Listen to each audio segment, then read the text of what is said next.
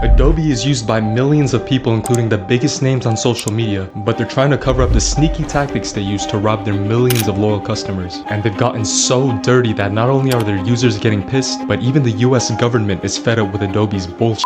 But if Adobe is so bad, then why do so many creators still use it? Well, I'm about to break down the evil but genius strategy that Adobe uses to trap and milk the money out of their customers. By 1993, Adobe owned Illustrator, Photoshop, Premiere, and Acrobat, making them the biggest name in creative software at the time, all except for Alvis Corporation, who dominated desktop publishing in their PageMaker software and video production in After Effects. Now, the rivalry between these two companies would change the world of creators forever because of what they're about to do. 1994, Alvis Corporation and Adobe merged to become the 5th largest software company in the world, and this would mark the beginning of corruption and sneaky tactics to make a quick buck at the cost of the consumer. But for now, Adobe actually seems to be a good company because in 2003, they released their Creative Suite, which bundles all of their software into a single package. Now granted, the Creative Suite was pretty expensive at around $1,000 at the time, but think about it, you're paying one time to own a whole package of the best creative softwares in the world rather than paying individually for each creative software. All you needed to do was pay a hefty $1,000 and Adobe will ship you one of their Creative Suite discs and you're ready to go. But there's one major problem with this. In a healthy market, you have multiple companies all competing with each other, and this competition pushes each company to come out with better products. However, if a single industry is ruled by one company, that one company has the power to do whatever they want, which includes increasing prices without increasing quality. This is called a monopoly. And because Adobe made their Creative Suite so irresistible, creators started to choose Adobe over their competitors, which over time grew Adobe's market dominance. But that is nothing compared to this one controversial tactic that Adobe is really good at. Adobe is notorious for buying out their competitors. So if you want to monopolize, you either buy them out or you drive them out, and Adobe is a fucking master at this. However, up until now, people like me and you, the people that use the software, haven't been impacted yet. Adobe is still producing incredible products. Wait, Adobe is about to pull out the second sneakiest move they have ever made, and they're about to make a preposterous amount of money doing so.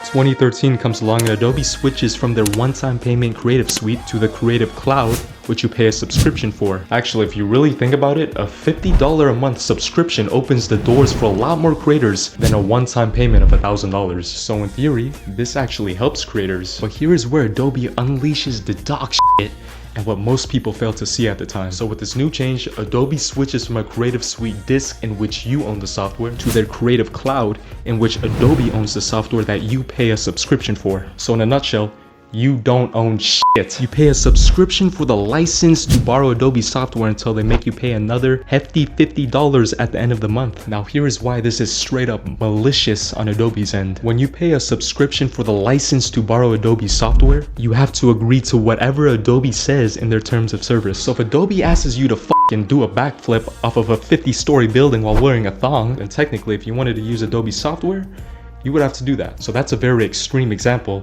but you get the point. So by now, Adobe is getting way too much power because one, they have a monopoly over the creative software industry, and two, because they have complete control in what they can do with their customers. And with these two things, Adobe is about to rob the shit out of every single one of their loyal customers using these dirty, sneaky tactics I'm about to talk about. Any reasonable human being would have canceled their overpriced subscription by now. But here is where Adobe just says screw it and blows the fattest shit all over their customers. Not only does Adobe make canceling their subscription very cumbersome, they also make you pay a fat cancellation fee.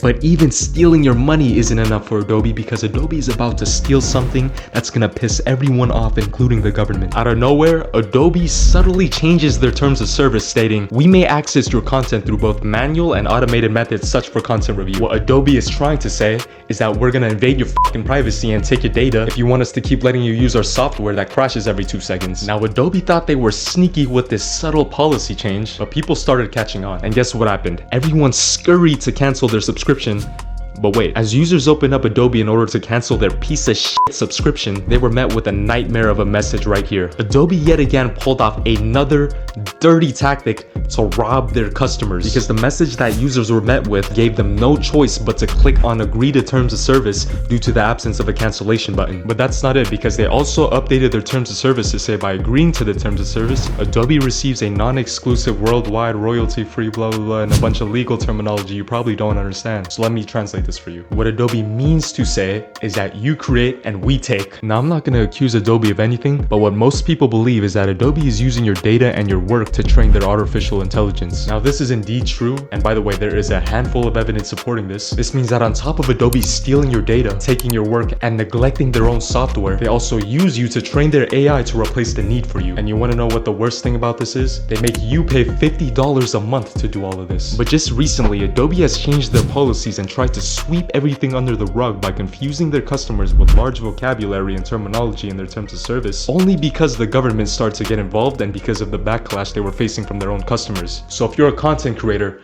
do not feed Adobe's evil practices with your money. For all of my videos, including the one you're watching right now, I personally edit using CapCut Pro, which by the way, you could use for absolutely free. Many content creators that use Adobe Premiere are switching to CapCut not only because Adobe's ridiculous pricing for softwares that crashes every 2 seconds, but because CapCut is just way easier to use. Matter of fact, it is so easy to use, I personally had to upgrade to the Pro version. And if you're a content creator who wants a simple but effective software that doesn't blow a f***ing hole in your wallet, check out the link in the description of this video and start using CapCut.